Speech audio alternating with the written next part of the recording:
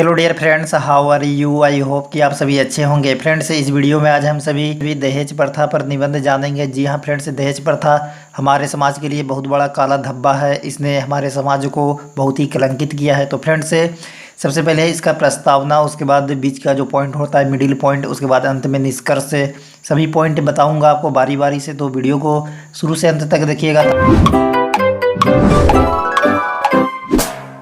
दहेज प्रथा भारतीय समाज के लिए एक बहुत बड़ा काला धब्बा है। जिस तरह सफ़ेद दामन पर कोई दाग लग जाए तो वह कभी नहीं छूटता, उसी तरह इस सामाजिक कुप्रथा ने हमारे समाज को अत्यंत कलंकित किया है।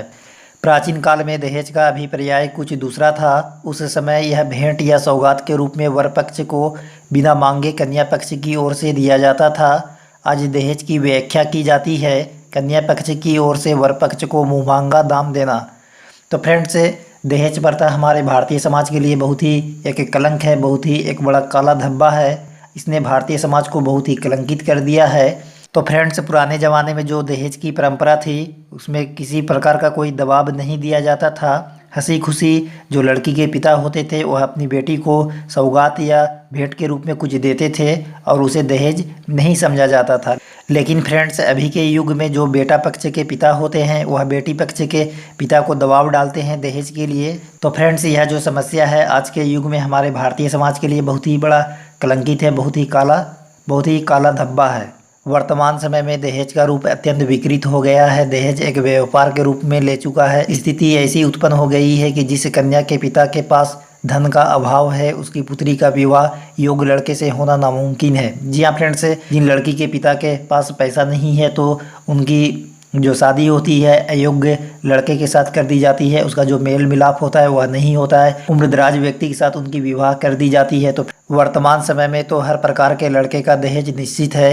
यदि लड़का डॉक्टर है तो 20 लाख, इंजीनियर है तो 15 लाख, IPS है तो 20 लाख। इस तरह लड़कों का भाव राशन की दुकान की तरह निश्चित रहता है। अब विवाह में लड़कियों के गुण नहीं बल्कि उसके पिता के द्वारा दिए जाने वाला धन राशि जो होता है उसे देखा जाता है। लड़की का पिता अपना सर्वस्व बेचकर भी दहेज जुटाता है। कुछ पिता ऐसे भी होते हैं जो दहेज नहीं दे पाते, फलतः उसकी बेटी अविवाहित रह जाती है। तो फ्रेंड्स, जो गरीब व्यक्ति होते हैं जिनके पास पैसे नहीं होते हैं, पैसे के अभाव में उनकी बेटी की जो शादी होती है वह रुक जाती है, किसी अच्छे लड़के के साथ नहीं हो पाती है। तो इस तरीके से भारतीय समाज में जो दहेज प्रथा है, रिवाज है दहेज प्रथा का, बहुत ही काला धब्बा है।